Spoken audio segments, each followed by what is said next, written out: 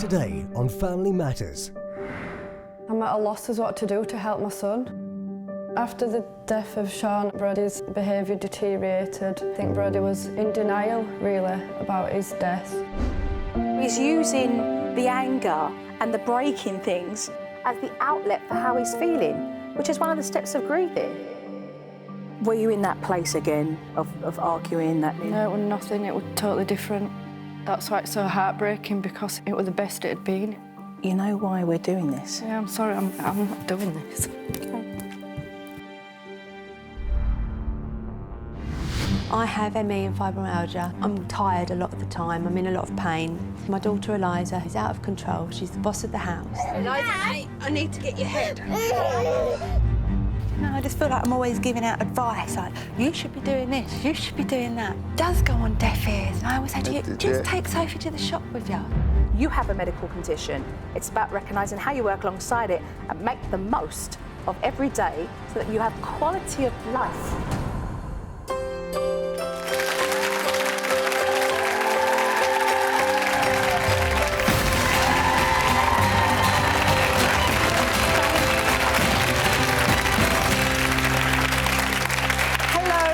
Welcome to the show. My first guest, Sharon, contacted me because she doesn't know how to rebuild her fractured family. 18 months ago, Sharon's partner, Sean, the father of her son, Brody, tragically died. And 6 months later, she started dating Sean's best friend, Dean.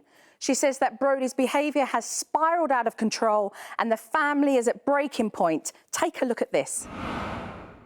I'm Sharon, mum of two to Brody and Keir, ex-partner to Sean, and my new partner now is Dean. I phoned the show because I feel we kind of hit a brick wall. I'm at a loss as what to do to help my son. Me and Sean met when we was 17, 18. We had Brody after about 9 months of being together. Everything was going great, and we were going to, be together as a family. But then Sean passed away suddenly, and it distraught the family wall. After the death of Sean, Brody's behaviour deteriorated. When Sean first passed away, I think Brody was in denial, really, about his death. He didn't believe that he'd passed away. Brody was really angry at his dad for how he left. We all thought that he'd taken his death really well. And then it's, obviously dawned on Brody, it hit Brody that one day just asked him, my dad has passed away. And then that's when his behaviour changed. Right, come on, now. Just wait. No, I'm not waiting. He's not going anywhere. No. I knew Dean through Sean. Brody was obviously shocked when he found out we were together. I think Dean, especially when it comes up to anniversaries, I'm very distant from Dean, which he finds it hard because I'm in a relationship with him, but yeah, I'm kind of mourning somebody else. Welcome. Yeah. Difficult to watch, I can imagine, right? Yeah. What is it that you notice when you watch the tape about what you're saying? It kind of just hits home. What Brody's been through. Well, take me back to your relationship with Sean. We met when we was 17, 18. Yes. Moved in together about 3 months after. Right. I fell pregnant about 9 months after being with Sean. Yeah. We were together on and off for a good few years. It was quite volatile on both sides. Not a lot of stability in the relationship. Yeah. Dysfunctional, but also a lot of unstableness for Brody as well. Yeah, very much so. And how did Brody deal with all of this? When Sean passed away, Brody was in denial, where it hit me. My world just... Were you in that place again of arguing that, just not really happening? No, it was nothing. It was totally different. That's why it's so heartbreaking, because it was the best it had been. It was, we were a lot older then. You know what? Can I just say something to you? You know why we're doing this? Yeah, I'm sorry, I'm not doing this. Okay. There's a reason why you rang. It's because you want the help. OK? The reality is, I'm going to ask you questions because I need to ask you questions, because that's no different to any therapist, counsellor. They'll ask you questions. Tell me your story. Still to come on Family Matters. Let me do my job and ask what I need to ask. But you know what? Tell me a story. Give me a hand then. Let's start again, right?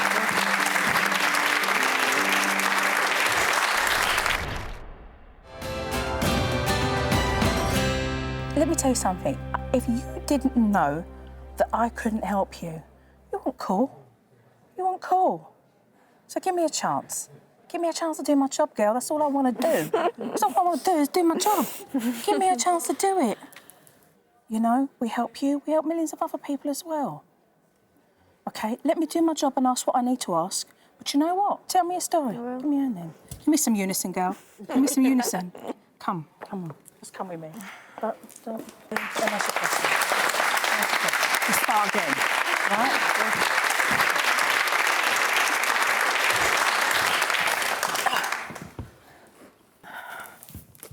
OK. All right. It was difficult. You went off stage. We had a chat. You've agreed to come back in. It's good because it's about just doing this. So you heard the news. You then told Brody? No, Sean's mum did. Sean's mum, OK. All right.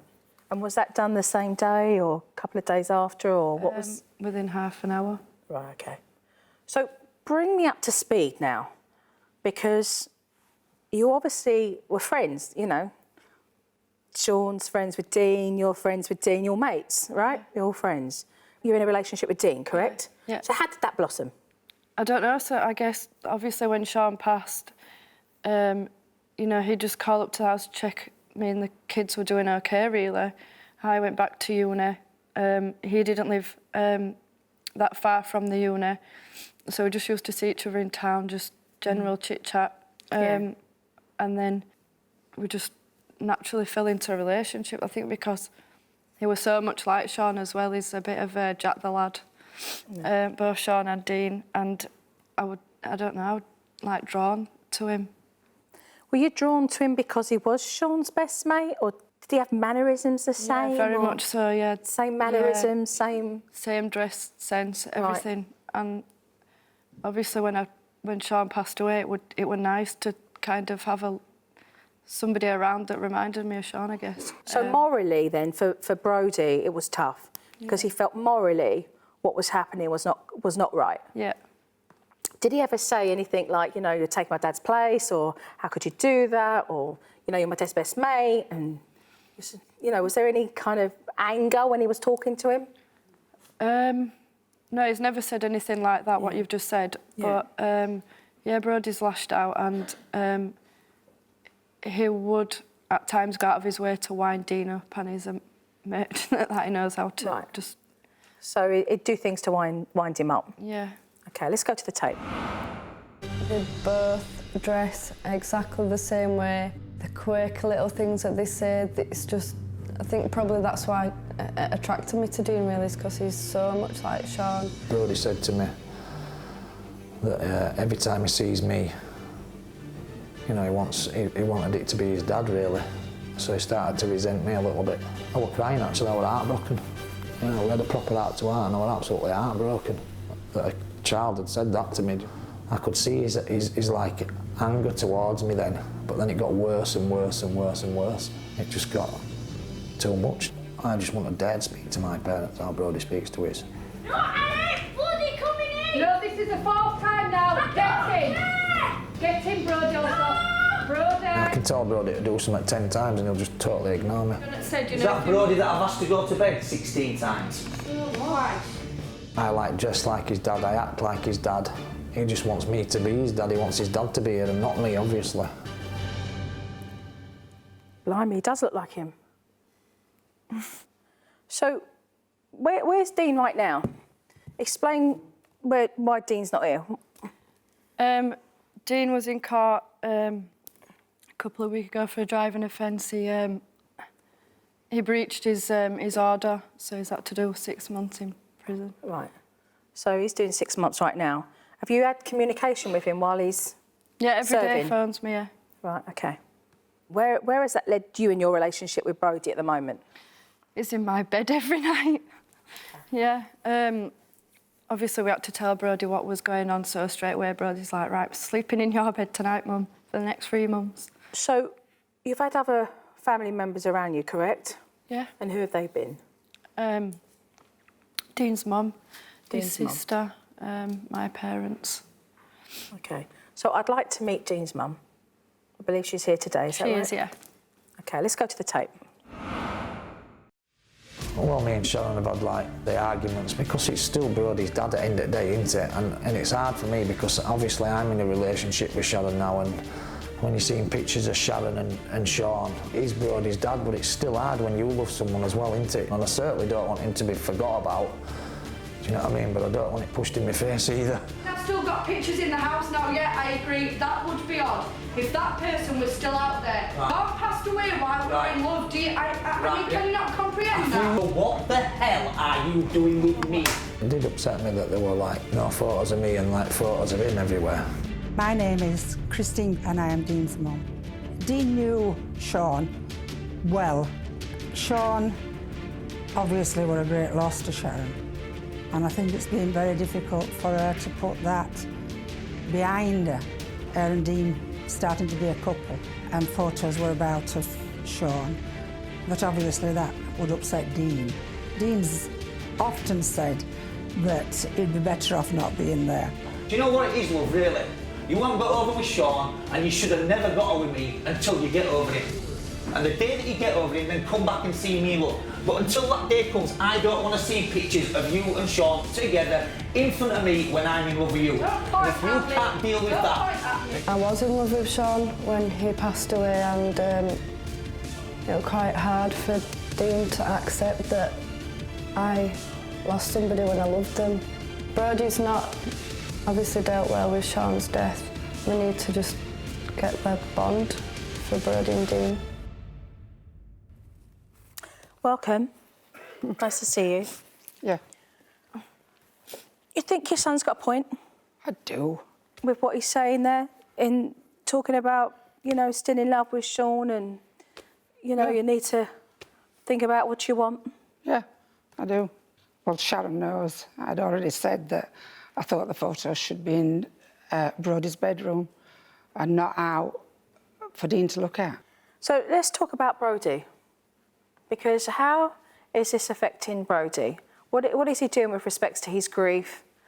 Has he been counselling? Is he showing progress? How is he coping? Yeah, he was referred for counselling. Due to funding, he could only be offered 6 sessions. In hindsight, it could have been more sessions, obviously. I think it did kind of touch the surface a little bit and help him, but he lashes out, does Brody? He lashes out at people around him physically, but when he gets in that state of mind, it's hard to know how to control him. I find it difficult to like set boundaries, and when he's mad, he's mad. So how do you raise him anyway? Like, do you have boundaries in place? Do you spend time with him? Are you understanding of knowing how to help and support him through his grief right now? I feel that Brody can talk to me about absolutely anything, but when it comes down to his dad, he won't. He doesn't mention him because I think that's Brody not wanting to hurt me. So I'll know that there's something wrong, but trying to get it out of him and say, do you know what I mean? I know if it is your dad, then it's all right, but he puts on this big front and, you know, to protect me, I think, so. And what's your relationship with Brody like at the moment? Not as good as it should be. What do you think that's down to? Brody not having no respect for me. You know, I'm often told that I'm too soft on him, but... How bad is the behaviour? Oh, outside bad. Bad. And she Give me an puts, example. She puts up with it. I mean, it's rude, isn't it, Sharon? It can be, yeah. And, I mean, sometimes, it's not always like that. Sometimes It can be really nice. He switches it on and off. He knows when, like probably today's he'll be as good as gold, or if you... Well, I had the chance to meet Brody before the show, so take a look at the videotape. How you doing, Brody? Good. Good to see you. What have you been up to? I'm just playing out. Yeah? So who do you live with at home? My mum, stepdad and my brother. So is your stepdad living with you? Yeah. Yeah. How long has he been living with you for? At least a year. At least a year. I was told by your mum that your father passed away, is that correct? Yeah. Yeah. I'm sorry to hear that. You still miss him much? Yeah. Yeah. You think about him every day? Yeah. You talk to your dad? Sometimes. Yeah. How is it different? Because it's like he wears and does a lot of the same stuff as my dad. And like, it's hard to cope. Does it remind you Yeah. of your dad? What do you get angry about, do you know? Just like why he took drugs and died. Do you think she understands how difficult it is for you? Do you think she truly understands that? No.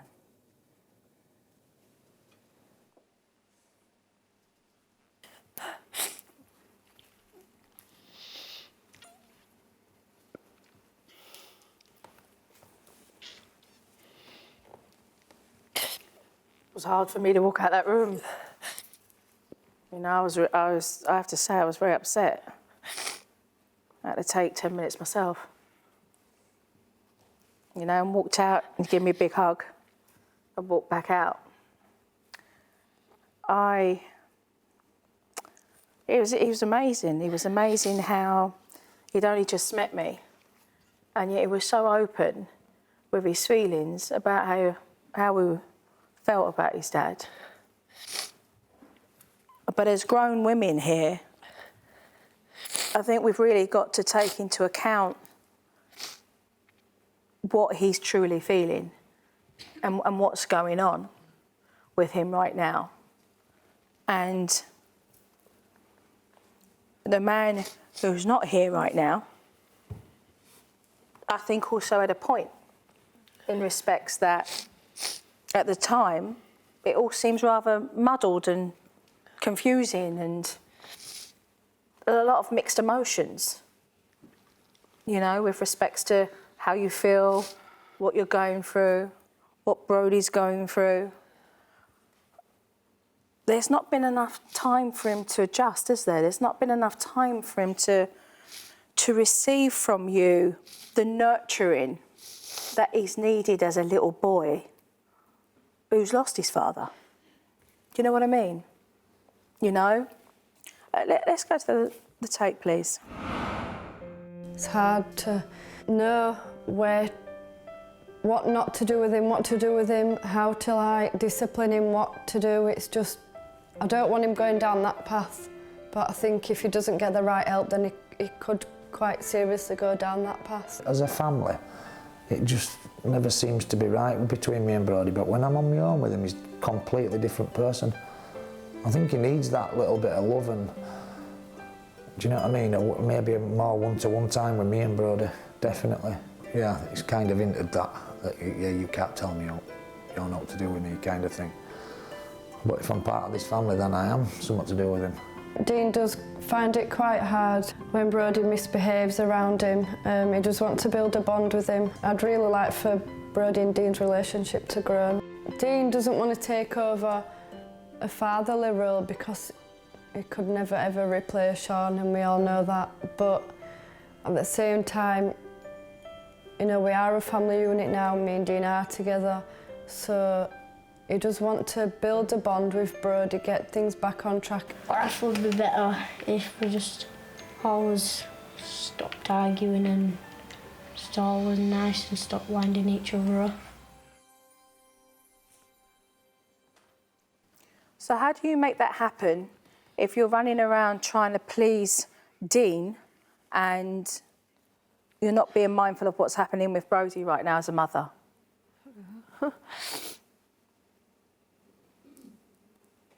don't know.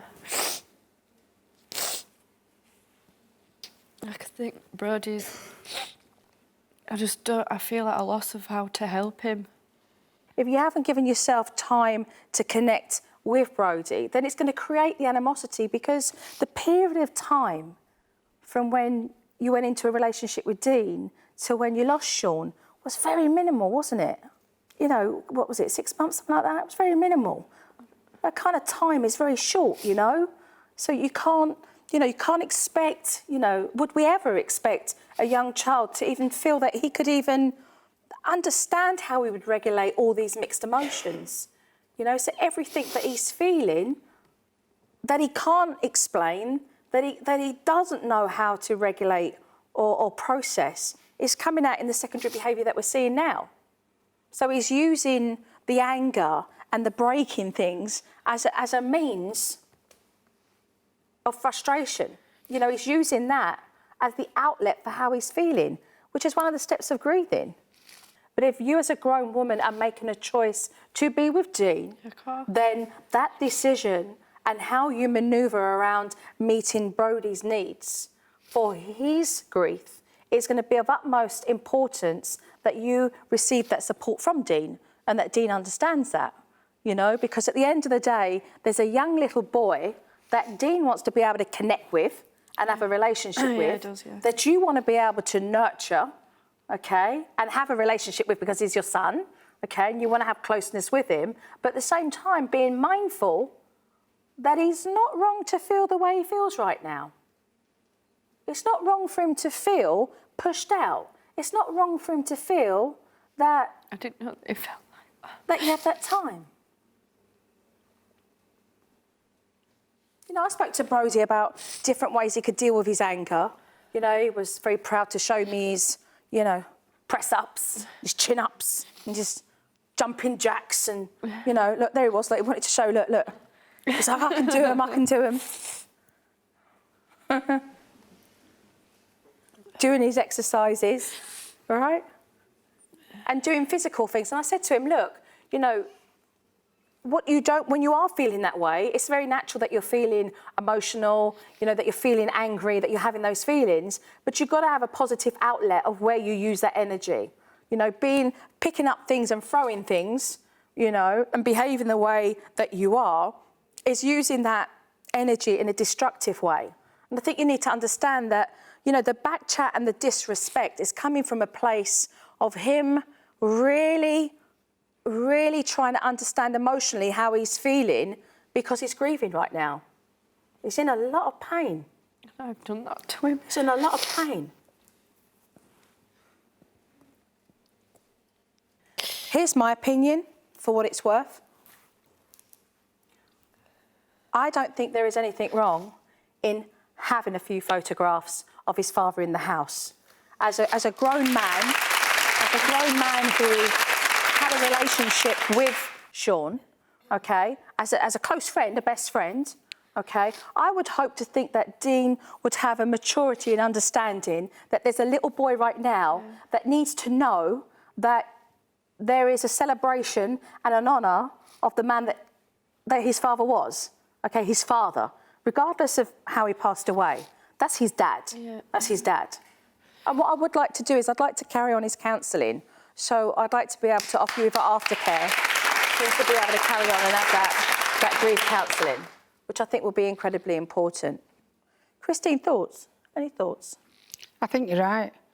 I think, well, I know that Sharon didn't have enough time to grieve, or Brody. Relationship happened too quickly. And to be honest with you, so does Dean.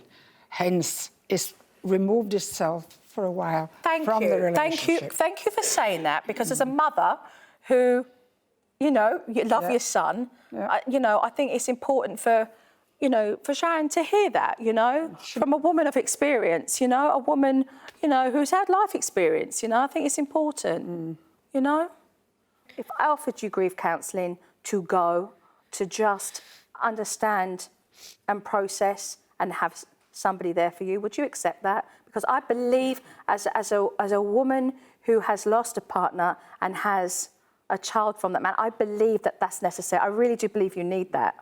I really do believe it would do you the absolute world of good. Would you take that?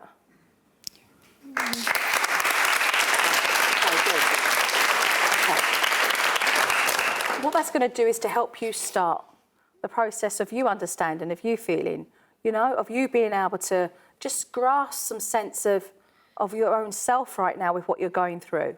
You know, your son's going to do that. And I feel at the end of the day, what I'd like to see is the relationship with you and Brody become stronger in the fact that he does feel that he can talk about his father, that you are able to flick through photo albums and, you know, get out pictures and talk about some of the things you did. Like, he needs that. He so needs that, you know? It's not bad talking to me, is it, really? It's not really that bad. Give me a hug, you. It's not that bad. Still to come on Family Matters. No, I just feel like I'm always giving out advice, like, you should be doing this, you should be doing that. It does go on deaf ears, and I always say to you, just take Sophie to the shop with you.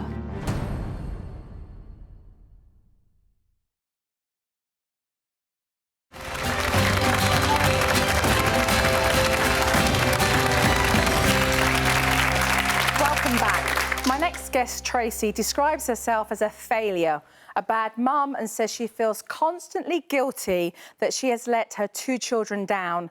She contacted me because she is desperate for help. Take a look at this. I'm Tracy. I live here with my partner Richard, my granddad who's 90, and Isaac who's 6, and Eliza who's 2. I need Joe's help because my daughter Eliza is out of control. She's the boss of the house. Eliza, I need to get your head. It's affecting my son, and he needs quiet time and he needs to be doing his schoolwork, and we're just not getting the opportunity to support him in any way. I have ME and fibromyalgia. I'm tired a lot of the time. I'm in a lot of pain. I also have the responsibility of my granddad who's got dementia. Isaac is registered as a young carer. He does offer a lot of support around the house. I'm exhausted, but it's very hard for other people just to step into my life and take over because the cavalry isn't coming and nobody can come. This isn't my life, I'm the mum. It is for me to do something about it. It's not for somebody else to come and step in because I haven't got the energy. And this is where I feel I fail my children. Who's another one?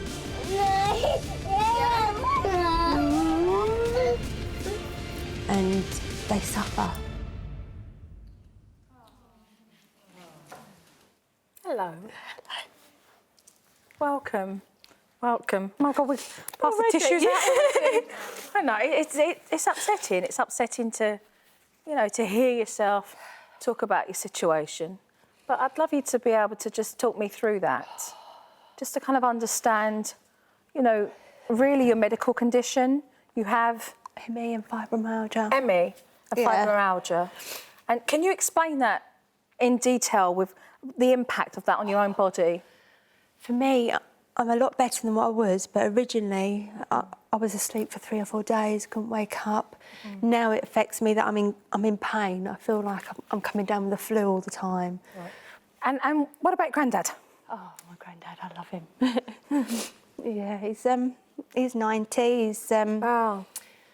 He's got dementia, Alzheimer's. He's blind. He's got peripheral sight in his left eye. Right, yeah. He's a lovely gentleman. I love him to pieces. My children love him, but it can be a burden, you know, not in a nasty way, but just in a needy way. Yeah.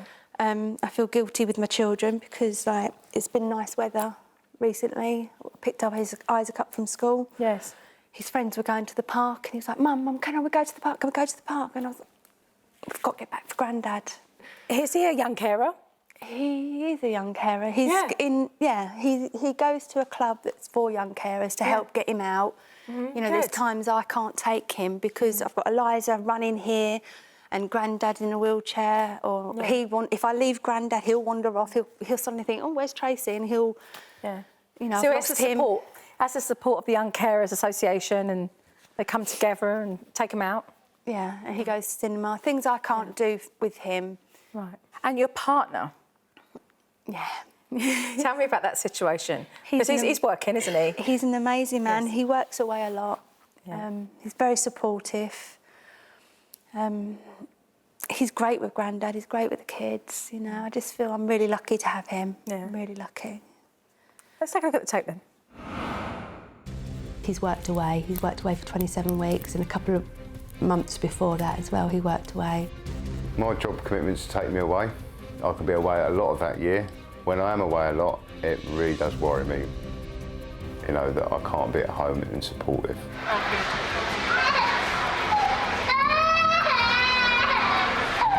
Eliza, she's very demanding and she's playing up a lot. I'll say Isaac supports, although he's only 6, his calmness brings that balance into the house when I'm not here. Tracy's one of these people, when she's well, she can't sit still, to the point of when I come in from work and the kids are off to bed and want to relax, she will not stop. I have to literally say to her, stop. Come on, quickly. Eliza, come on, you need to come and get ready. So for her to ask anyone for help, and alone be a 6-year-old son, is probably deep down inside her, hurting her very much, you know. Do that trap. Yeah, okay. We'll do that track. If I had a choice, I'd retire tomorrow so that I could be here. I don't have that choice. Hello. Hiya. Welcome. Pleased to meet you. Welcome. So you're away a lot. Very much so, yeah. With very work? lot. Yes, it takes me away a lot. And how does that play on your emotions, being away, knowing everything that's got to go on at home? It's very concerning for me. What's your worst fear? You say it's concerning. You know, what's that worst case scenario that runs through your head all the time? If Tracy went into a bad episode of ME, she's out cold. I've seen her out cold. And with the 2 youngsters at home and Grandad, it's, you know, they're home alone then. Now, you've got 2 kids from a previous relationship, Yes. correct? Yes. 3. 3, Yes. OK. Do you want to name them and age them and everything else? The oldest one, she's 22. Okay. Becky, she's 20. Becky's 20. Becky, 20, and Yes. Sophie is 13. And Sophie, 13. Yes. OK, I'd like to watch some tape. Yeah? I've got 3 other daughters. Maybe I don't see them as much as I'd like to. With my work commitments, I struggle to juggle quality time with my family and, you know, and all my children. As a family in general, we do try to get out and do as much as we can, but we don't always get to do that as much as we'd like to. 1, from my job commitment, and 2, from Grandad being here, so. My dad does work. He does work hard and he does work quite a lot, but again, I feel like that family time is important. Like, Sophie's missing out a lot. I think everyone needs to realise that. It's hard with the way that Eliza plays up especially, and if Tracy's not well, to be able to give Sophie that one-on-one. I was thinking that they do get a lot of attention, but they're young, so they will. But Sophie, on the other hand, probably feels like she's getting pushed out a little bit, where she's not getting attention, and she needs some attention too. Sometimes when I'm meant to be going up there, he's still working, so I don't go up. It doesn't feel great. I miss him all the time. Just when I get to see him, I still miss him because it's not like he's there, because he's always doing something. Sophie's probably the one that's probably struggled the most of not having my attention. I don't remember the last time I spent one-on-one time with my dad.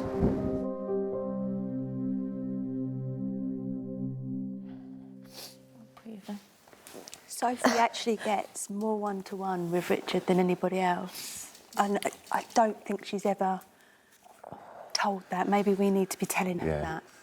Welcome. Talking about your sister here, you know, and her time with her dad. You know, what's she feeling? I think she just thinks she wants more time. What do you mean? More as a family. Time. Everybody wants more time. Like, what do you think she's really trying to say? Because she does have time, right? She does see her dad. Yeah, she does. Yeah, she does have time, and she does go to dad's and stuff like that. But I think more when she does go up, like to go out with everyone, I suppose. She needs more quality time. Yeah, quality I think time. You've hit the nail right on the head. I think it's quality. You know, not just sort of. Oh, it's been 3 hours today. you know, but more a case or it's a quality. case. Yeah, it's a case of, you know, we don't go out and we don't do nothing. We'll just stay indoors, or we don't actually go out and do nothing. You know, we're just sort of. Yeah. And any 13-year-old girl's gonna get bored, I suppose. Sometimes dads just don't see that. You know, to be honest. Well, I had a great opportunity today, obviously, to speak to Sophie and Isaac. So watch the tape. Hello. Hi, nice to meet you, Sophie. Hello. Hi, Joe. Hi, Isaac. Hello, darling. Nice to meet you. So I hear that you're a young carer. Is that correct? Yeah. Yeah. Tell me about that. What do you do as a young carer? We normally go out, like, to the cinema. Yeah. Or the park, or the beach, or something like that. Wow. And is there a group of you? Yeah. Wow. Do you have a fun day out? Yeah. And you're a young carer because you do something very special, don't you? I look after my granddad and my mum. You do. That's right, you do. What kind of things do you do for them to help them? I help my granddad walk up the stairs because he can't see. So you help him, you assist him, you help him? I help my mum when she's got a pain. Right. I know who looks after me. Who looks after you? My Ted. Your Teddy looks after you. And because he catches all my dreams when I have a bad dream. Is this your Teddy? Yeah. What's your Teddy called? Ted. Ted. Cumber Sands, Ted. Do you see Dad much, Sophie? No, I only like go up there like every other weekend, but Every other weekend? Yeah. Okay. Is that because that's all that can be done right now? Yeah, like I have a weekend with Mum, weekend with Dad, and sometimes like I don't really want to go up there because then I'll get bored or I want to be with my friends. And... Why wouldn't you just be okay with being in his company right now and just hanging out with your dad? Because there's nothing that we're actually doing. We're just sitting around and right. We're just watching the telly and don't really talk. Oh, right, okay. So he's not good at making those conversations? No. In an ideal world, what would you like to see with your dad? Because I know, like, you want to spend more time with him, right? Yeah, like maybe go out to places and, like, him actually taking me out. Do you think you could help your dad, like, come up with some ideas if he was a bit short on what he thought he could do with you? Yeah. Because then it would help him to at least know, you know, what you might be interested in doing together. That would be a start, wouldn't it? Yeah. Maybe perhaps you could write that out for me today. Yeah. You know, then at least once I've spoke to the family, that's something you'd have in your back pocket to be able to give to him. Yeah. Yeah, can you do that while I'm talking today to your family? Yeah. Oh, I'm going to go and talk to family. Catch up with you later. Nice meeting you.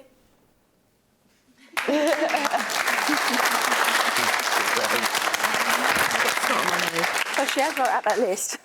Yeah, that's what she was doing. She said, I've got to write a list with... Yeah, I've got to she write has a wrote list. that list. Do you get more of an insight now with what she's saying? I think I've always had that insight there. So I've never done anything about it, you know. It's... I want to give everyone that quality time. Even you know? last night, I'm going to... Yeah, go on. Yeah. We had Becky, we haven't seen Becky for ages. You went in that hotel room and you put the telly on, and I was angry. I thought we could have all sat in a room, we could have had time. Did you tell him? No. Why? Because I'm always the baddie. I'm always nagging him, I'm always getting on his case. Still to come on Family Matters. You have a medical condition. It's about recognising how you work alongside it and make the most of every day so that you have quality of life. It's not about nagging, though, is it? She's right, but you know what I mean. I'll listen to that, and you know, this is one thing she's got.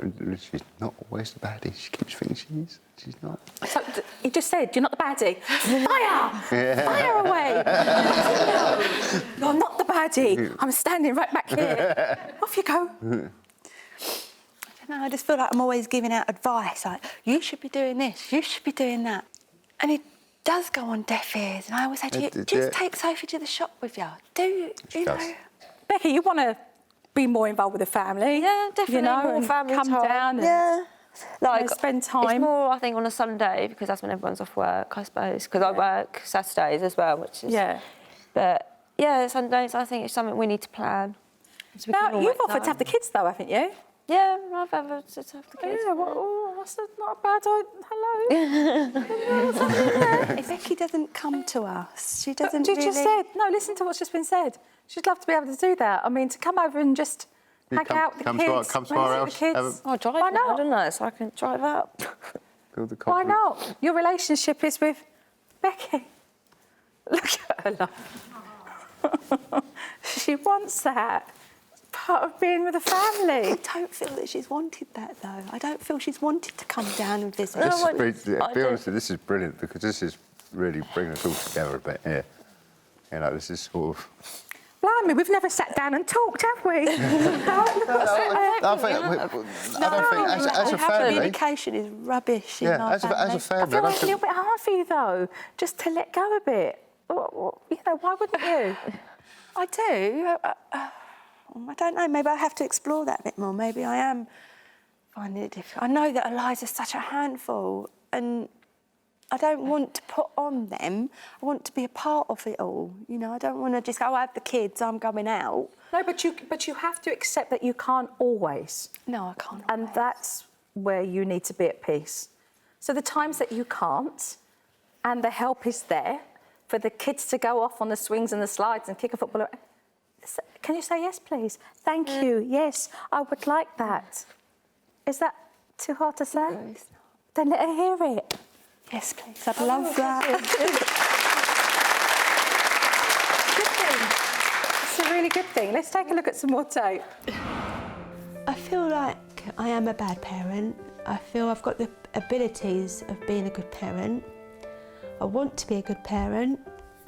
My fear for Tracy is that she's going to burn her candle out. I think about what my children's future, what damage I'm going to do to them today that might affect them tomorrow. If there's one thing I'd want for this family, that's all of us, me, Tracy and 5 kids, is just harmony.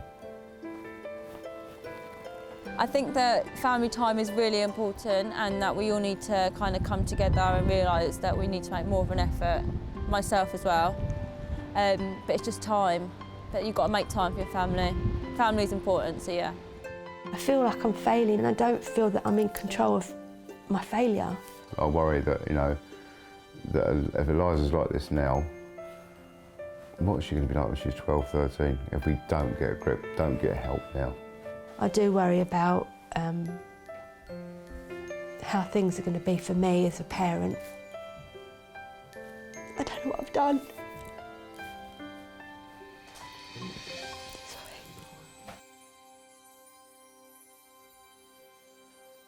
You didn't do anything. You didn't do anything, you know, and you're not a bad parent, as you keep calling yourself. You know, you're a parent who's challenged every day with your medical conditions and you cross those hurdles every day, and some days you have up days and some days you have down days. And what I would like to see is you to become more calmer in your tone so that she understands that's you telling her, giving her a warning. At the same time, I know you understand the importance of being able to use this conversational voice that we've been talking to, which is very soft, you know, very passive-aggressive, very soft in your tone, and then when you lose it, it's very aggressive.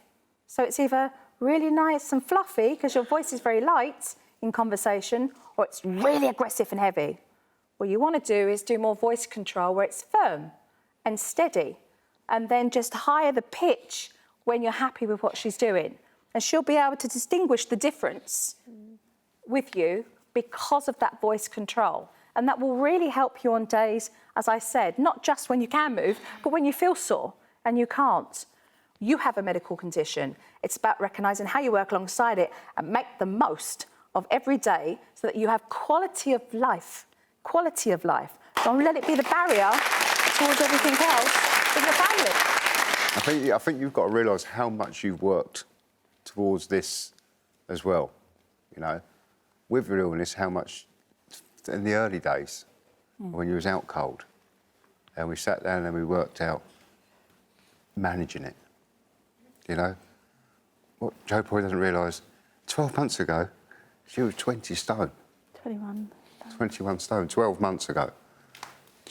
And the loss of the weight and everything is working all towards managing this a lot It's all better. little steps I'm taking. I'm thinking, might do this. That's exactly what it is. It's baby steps. And that's it's all baby steps. This is what she's doing, and this is what I wanted to, you know, push across to you.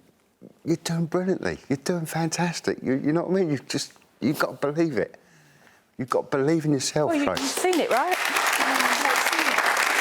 I'm hoping now we have a family plan, right? Yeah, because we've got Sophie with activities and things that she wants to do with you. We've got to carve in dates to make that happen. You know, we've got Bex coming over, wanting to take the kids out and spend time with yourself. You know, you getting the kids trained up, doing what they need to do, the younger ones, and understanding that things are good.